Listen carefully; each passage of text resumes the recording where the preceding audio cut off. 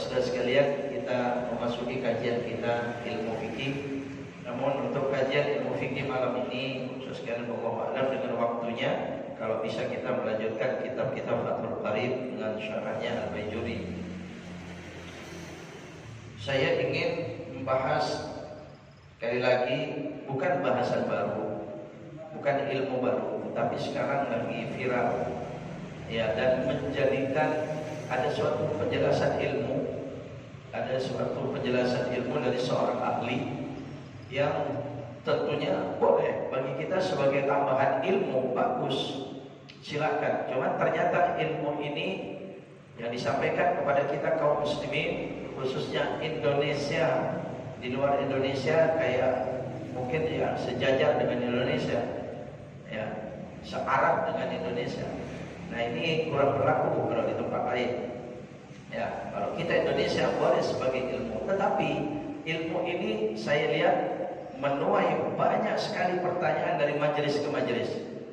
Saya kurang tahu di masjid ini seperti apa terjadinya Pak, yaitu berkenaan dengan Rasdul Kiblat, tentang hadapan kiblat. Sebenarnya sudah lama, tapi ketika sampai di bulan Juli ini, itu biasanya di-share lagi atau mungkin disampaikan lagi Pak, ada rekamannya lagi Pak, yaitu kemarin, terkait kemarin tanggal 15-16 Juli jam 16.27 setengah 5 kurang.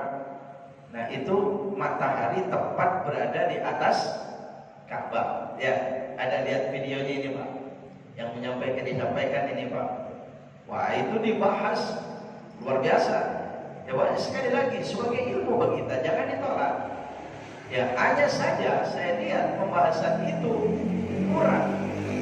Pembahasan itu kalau cukup cuma segitu, itu akan menuai banyak orang-orang menjadi banyak was-was dan ragu-ragu, bahkan bisa jadi menuduh-nuduh yang tidak ikut penjelasan tersebut salah.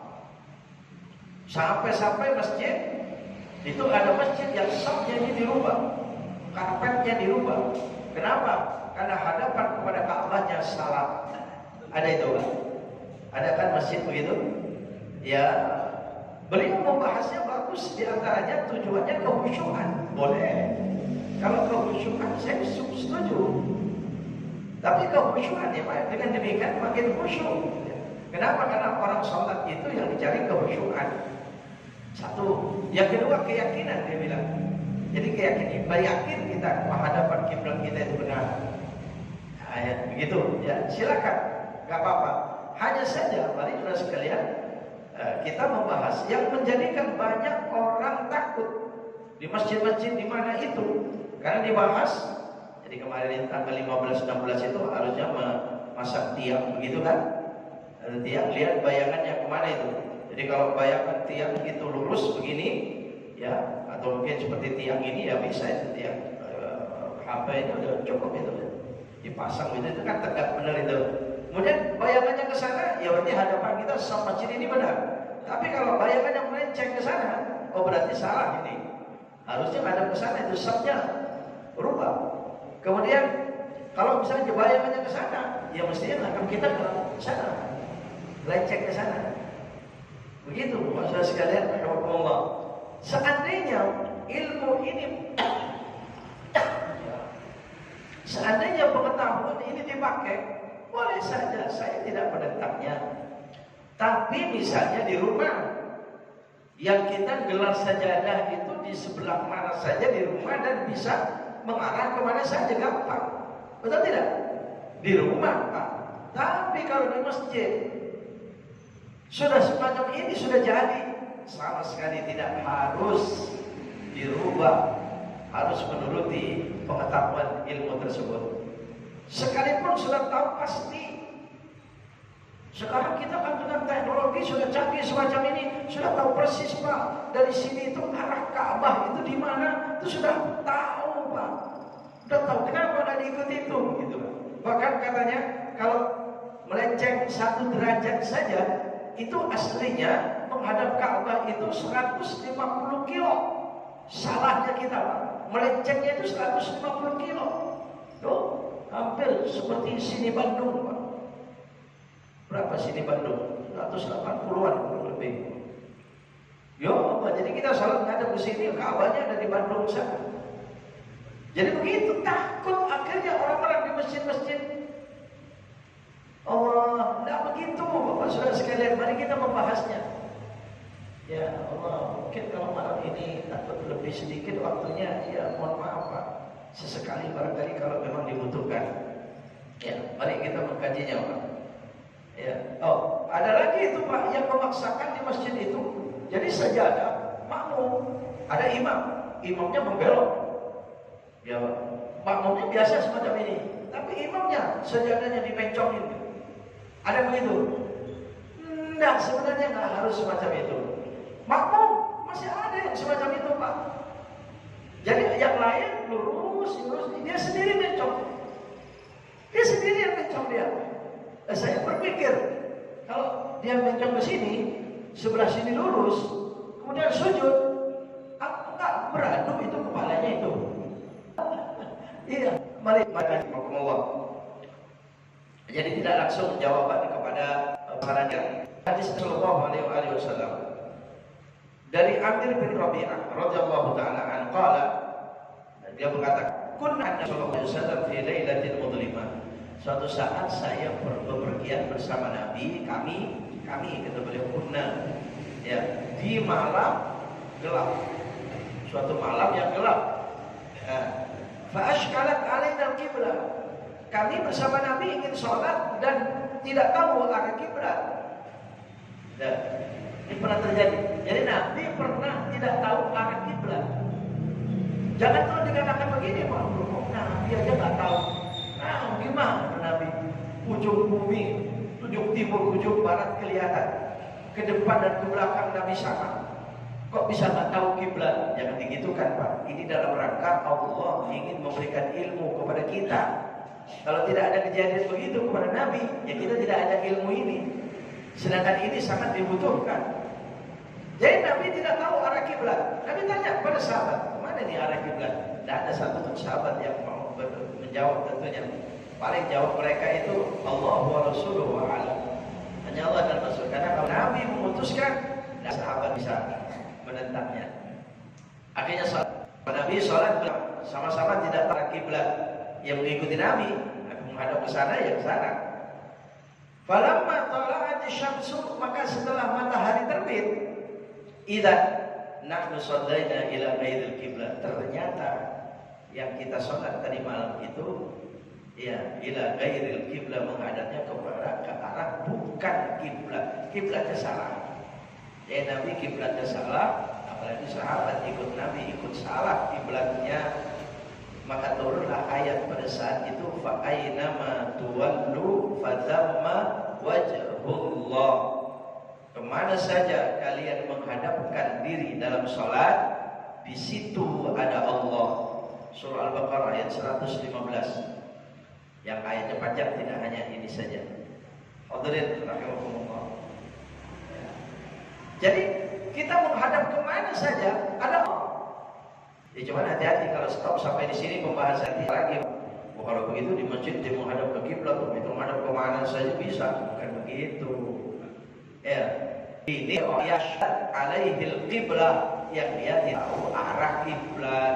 Ya sudah menghadap ke mana saja ada Allah. Dan itu hanya gelap atau belum saja. Coba saja kita berada di sebuah hotel, di sebuah kamar. Kita nggak tahu arah kiblat. Kadang-kadang di hotel itu Pak, kalau masih memikirkan orang Islam, ya kalau hotel-hotel di Indonesia, nah itu dikasih itu arah kiblatnya ada tanah, ada panah, gitu kan? Kiblat, gitu ya. Enak kita, ngikutin itu. Nah itu disebut dengan an-yanzura fil amarat. Wajib kita mencari tanda-tanda di mana kiblat itu. Pertama itu. Kemudian yang kedua, wa an yataharra fil ijtihad, dia harus berhati-hati dengan ijtihadnya. Ya barangkali kalau di hotel telepon operator hotel, mana sebenarnya kiblat ini? Tolong datang ke kamar, misalnya begitu Pak. Ya, jadi harus ada ijtihadnya semacam itu, dan itu harus hati-hati. Kita lihat orang yang masih tahu ini dipercaya enggak? perang kerudungan ya. Tapi kalau kita tahu dia orang yang tidak beriman pada Allah, yang kasih tahu, kita sulit itu percaya. Ya, barangkali. Pokoknya cari keyakinan. Itu pertama yang wajib. Maka Bapak Saudara sekalian, rahimakumullah, kalau orang itu di tempat yang hadir kita bukan musafir, maka fawalli wajhaka syatral masjidil haram. Hadkan wajahmu ke arah Masjidil Haram. Ini bukan kedatnya kalau kedatnya Ka'bah, tapi arah. Di sini saja kita sudah paham. Arah itu paling tidak ada 3, ada 4. Ya, timur, barat, utara, selatan.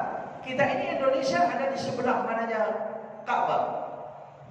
Timur. Berarti kita menghadap ke barat itu saja sudah benar, Pak. Kalau kita bicara tentang arah. Nah, tapi ada aturan kewajibannya seperti apa ya?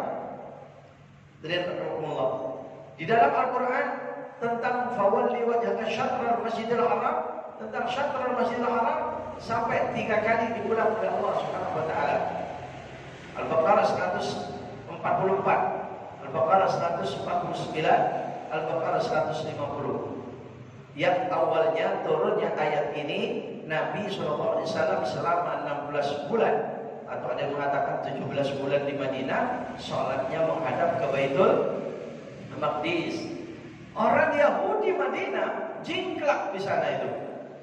Tuh lihat orang Islam, lihat Muhammad sholatnya menghadap ke Baitul Maqdis.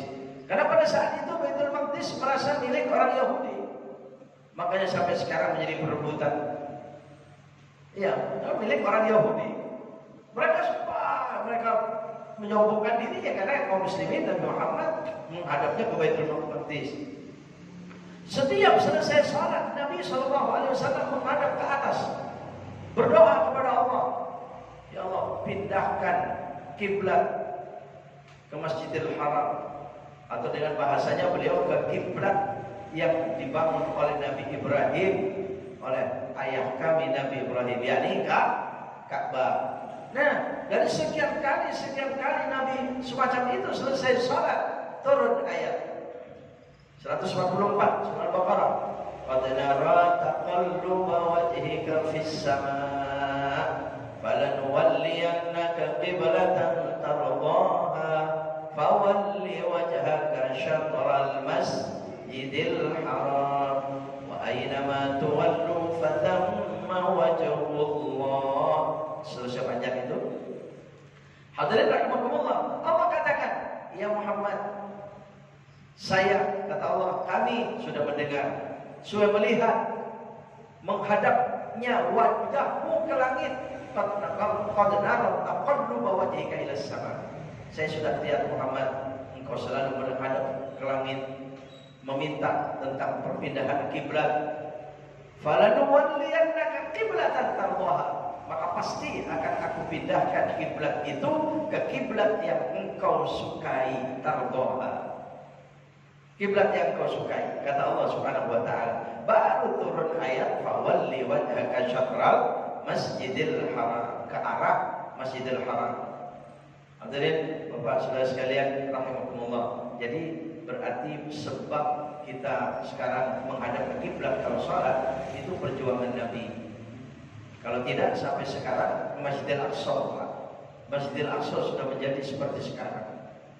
Ya, sudah semacam itu. Kita pasti goncang kaum muslimin dunia. Makanya sampai suatu saat pun Ka'bah pun akan tidak aman juga suatu saat. Na'udzubillah, tapi sampai sekarang masih aman. Ini dibahas. Di antaranya Ihya Ulumuddin membahas itu tentang tidak amannya Ka'bah suatu saat. Na'udzubillah. Ya akan goncang kalau sudah tidak aman. Ya sekarang aja seandainya ke Masjidil Aqsa, ke Palestina, ya kayak apa kita ya? Alhamdulillah. Nah, kemudian saudara sekalian, kalau tadi salah kiblat, sadar kita waktu masih ada. Ya pada saat itu Nabi SAW sadarnya bahwa salah sholatnya itu sudah keluar waktu, sudah terbit matahari, Sudah melewati subuh baru sadar, salah berarti kita sholat. Tapi sini tidak dibahas kegelapan malam itu subuhnya atau isyaknya. Allah pokoknya Nabi sholat salah kiblat, bisa isyak bisa subuh. Ya kalau soal subuh misalnya ada fajar itu selalu di arah timur. Ya karena sementara di Madinah dan sekitarnya itu arah kiblat kan tidak ke arah barat, gitu kan? Jadi nggak bisa dijadikan sebagai tanda di sana kiblat tentang adanya fajar. Pokoknya Nabi salah kiblat. Kalau kita sadar di dalam waktu, maka wajibatil i'adah, wajib diulang sholatnya. Wa idza kharaja aw ba'da khurujihi fala tajibul i'adah. Tapi kalau keluar dari waktunya baru sadar, tidak wajib diulang sholatnya. Jadi Allah, misalnya zuhur kita sholat jam 1, salah kiblat, sadar jam 4, tidak diulang sholatnya, nggak wajib diulang sholatnya. Andai kata mau ulang, itu yang bagus. Ya, bahkan Imam Maliki menganjurkan mengulang. Ya, kenapa? Karena sholat wajib diulang itu banyak. Beberapa sholat berapa macam, sholat wajib boleh diulang itu beberapa macam, Pak. Bukan hanya karena ada salah kiblat saja. Nah, jadi diulang nggak apa-apa dia. Tidak mengulang pun kalau sudah keluar waktu sadarnya itu tidak apa-apa. Tapi kalau masih di dalam waktu wajib. Sholat jam 1 salah kiblat, setengah 3 atau mungkin sebelum asar jam 2 ada orang sholat menghadap ke situ. Oh, berarti sholat saya tadi salah itu. Tanya. Mana kiblatnya Pak? Oh sana Pak. Oh salah saya. Ikut. Atau mungkin mengulang sholatnya wajib itu. Nah, tentang arah kiblat di sini dikatakan, idza tayammana aw tayassara qalila 'anil qiblah fala i'adata 'alaihi fi waqtin wala fi ghairihi. Kalau seandainya sholat kita itu tayaman itu saya artikan nganan, apa nganan? Tayassar ingin ke kanan sedikit, ke kiri sedikit, melenceng sedikit Pak, ke arah kanan atau ke kiri sedikit. Tapi qalilan sedikit. Setelah kita tahu semacam itu, tadi sholat saya itu agak melenceng dari Ka'bah sedikit, atau kanan atau ke kiri. Apa? Fala i'adata, nggak wajib diulang. La fi waqtin wala fi ghairihi. Baik itu sadar pada saat di dalam waktu atau sudah keluar. Jadi berarti salah sedikit itu masih sah. Masih sah sholatnya, Pak. Ini di sini, ya. Sekalipun Imam Syafi'i pendapatnya la yajzi, nggak cukup. Beliau sangat berhati-hati. Kemudian ada hadis, ada penjelasan. Nabi pernah bersabda di Madinah itu, "Ma'bainal masyriqi wal maghribi qiblatun." Di antara timur dan barat itu ada kiblat. Artinya ya di tengah sini, Pak. Jadi ke arah sana. Makanya di Madinah itu karena di sebelah utara Masjidil Haram, makanya di sana menghadap ke selatan. Makanya Nabi bersabda di antara timur dan barat ada Ka'bah ke sana. Ya, itu di Madinah. Nah, al-ma'ayin lil qiblah sekarang menentukan arah kiblat. Kemudian kita wajib sholat langsung kepada zat kiblatnya. Bagaimana itu? Yajibu alaihi istiqbalul aini. Wajib kita sholat itu menghadap zat Ka'bahnya. Litamakunihi min dzalik. Bagi yang mungkin atau melihat langsung, yakni mereka yang sholat di dalam Masjidil Haram. Jadi kalau dalam Masjidil Haram, Bapak ke sana, wajib itu jangan melenceng sedikit pun dari Ka'bah. Sekarang pun di sana tertutup tembok. Itu masjid kan begitu luasnya. Ada yang tertutup tiang, tertutup tembok, nggak kelihatan itu Ka'bahnya. Tetap itu saf itu di sana benar. Betul, ikutin saf itu sudah benar Pak di sana. Pokoknya kalau di dalam masjid wajib kepada zat Ka'bahnya. Kiblatnya begitu, ya. Amal ba'idu, nah ini dia jawaban daripada penjelasan tadi itu Pak, ilmu tadi itu. Amal ba'idu, adapun orang yang jauh dari Masjidil Haram, fayajibu alaihi istiqbalul jihati, Maka yang wajib kepada orang yang jauh, sholatnya menghadap ke arah. Makanya makna syatrul Masjidil Haram, kalau di Ibnu Katsir itu jihad, itu arah. Di kitab Ibadatul Ahkam itu arah. Di tafsir Qurtubi itu tilqa. Tilqa itu artinya arah. Ada yang Quran itu tilqa Ahmadiyah, ke arah Ahmadiyah. Dan tilqa itu arah. Jadi bukan kepada Ka'bahnya, bukan. Ya kalau bisa semacam itu ya silakan, tapi jangan tidak mengesahkan orang-orang yang sholatnya agak melenceng sedikit dari Ka'bah itu. Ya kalau pun seandainya kita 1 derajat saja, udah di sana itu aslinya 150 kilo, ya wajar, jangankan 150 kilo, 1000 kilo pun masih mungkin tempat yang jauh, karena saking jauhnya. Betul tidak? Ditakuti, Pak. Kalau Bapak 1 derajat saja 150 kilo dari Ka'bah, berarti Bapak menghadap ke Ethiopia. Wah, takut akhirnya berontak di masjid, Pak. Ada orang sholatnya itu saja hanya mencong sendirian dia.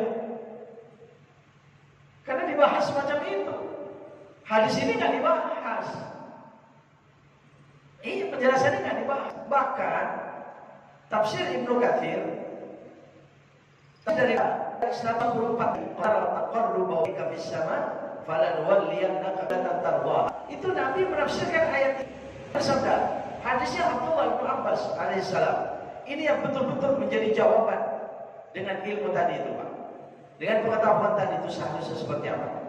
Nabi pernah bersabda, al-baitu qiblatun li ahli al-masjidi wal masjidu qiblatun li ahli al-haram wal haramu qiblatun li ahli al-ardi min al-masyriqi ila al-maghrib min ummati.